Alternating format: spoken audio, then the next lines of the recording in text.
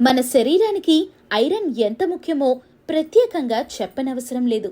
Iron ఎర్ర రక్త కణాల ఉత్పత్తికి మరియు శరీరంలోని అన్ని భాగాలకు ఆక్సిజన్ సరఫరా చేయటానికి అవసరం.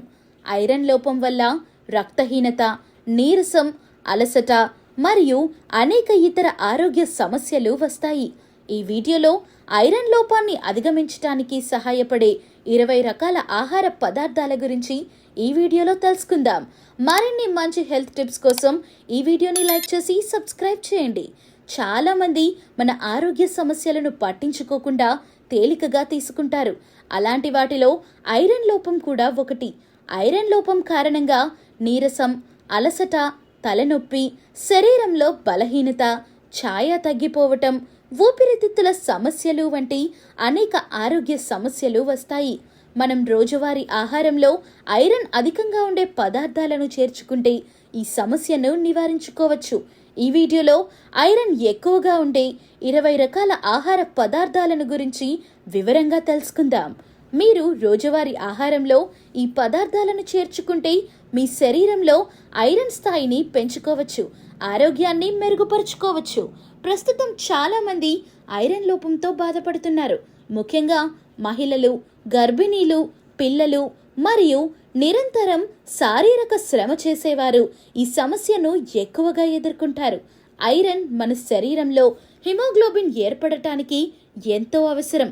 ఇది ఎర్ర రక్త కణాల్లో ఉండే ముఖ్యమైన పదార్థం. ఇది శరీరంలో ఆమ్లజని సరఫరా చేయటానికి సహాయపడుతుంది.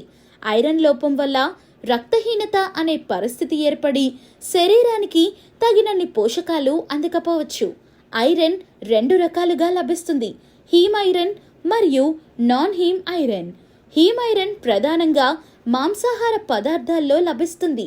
అయితే నాన్ హీమ్ ఐరన్ అనేక రకాల శాకాహార పదార్థాల్లో ఉంటుంది. శరీరం హీమ్ ఐరన్ను త్వరగా శోషించుకోగలదు, కానీ నాన్ హీమ్ ఐరన్ శరీరానికి సమర్థవంతంగా చేరేందుకు విటమిన్ సి వంటి పోషకాలు అవసరమవుతాయి.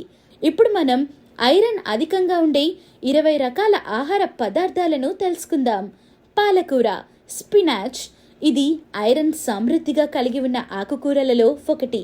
ఇది తక్కువ క్యాలరీలు కలిగి ఉండి విటమిన్ సి కూడా ఎక్కువగా కలిగి ఉంటుంది. ఇది శరీరానికి ఐరన్ను మంచి విధంగా అందించటంలో సహాయపడుతుంది. అరటిపండు, బనానా. అరటిపండులో ఐరన్తో పాటు పలు మినరల్స్ ఉంటాయి. ఇవి రక్తాన్ని శుద్ధి చేసి హిమోగ్లోబిన్ స్థాయిని పెంచటంలో సహాయపడతాయి. బీట్రూట్. రక్తహీనత ఉన్నవారు తప్పకుండా తినాల్సిన పదార్థం బీట్రూట్. ఇది రక్తాన్ని పెంచటానికి, శరీరానికి ఐరన్ అందించటానికి సహాయపడుతుంది. దానిమ్మ పండు, పొమెగ్రనేట్. ఇందులో ఐరన్ అధికంగా ఉండటమే కాకుండా విటమిన్ సి కూడా అధికంగా ఉంటుంది. ఇది రక్త హిమోగ్లోబిన్ స్థాయిని పెంచుతుంది. అల్లం, జింజర్. అల్లం జీర్ణ వ్యవస్థను మెరుగుపరిచే గుణాలు కలిగి ఉంది. ఇది రక్త హిమోగ్లోబిన్ను పెంచటానికి సహాయపడుతుంది. ఖర్జూరం, డేట్స్. ఖర్జూరాలు సహజ సిద్ధమైన ఐరన్ ఆహారంగా చెప్పవచ్చు. ఇవి తక్కువ క్యాలరీలతో అధిక ఐరన్ అందించే ఆహారంగా ఉపయోగపడతాయి. గోధుమ, వీట్.